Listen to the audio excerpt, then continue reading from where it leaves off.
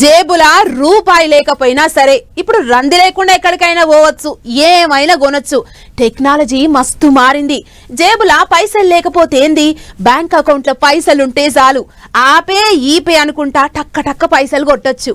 గిట్లనే ఇప్పుడు శాన జాగలల్లా దేవుళ్లకు మొక్కులు కూడా డిజిటల్ పేమెంట్ల రూపంలోనే సమర్పిస్తున్నారు.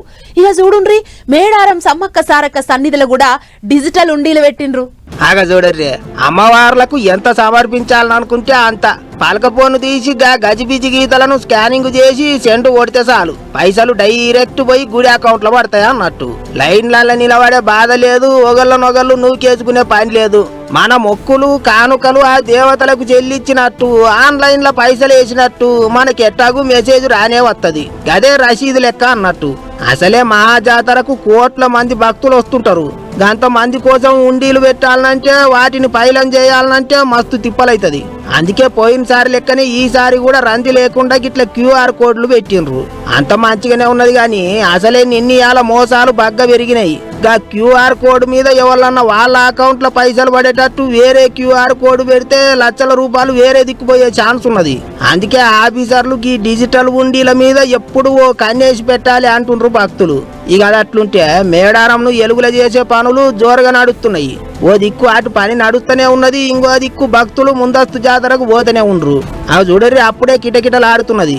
వెనక సిరికి పబ్లిక్ తోని వశం కాదని చెప్పి ముందుగానే పోయొత్తుండ్రు చాలా మంది.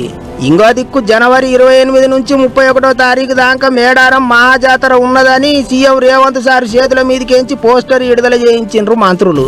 అంతేకాదు మేడారం పనులు ఎట్లెట్ట నడుస్తున్నాయి, అక్కడ తంబాల మీద అచ్చుగుద్దిచ్చిన గుర్తులకు అర్థం ఏంటిది అనే దాని మీద ముఖ్యమంత్రి సారు ఇంటర్నెట్ లో ఓ వీడియో పెట్టిండు.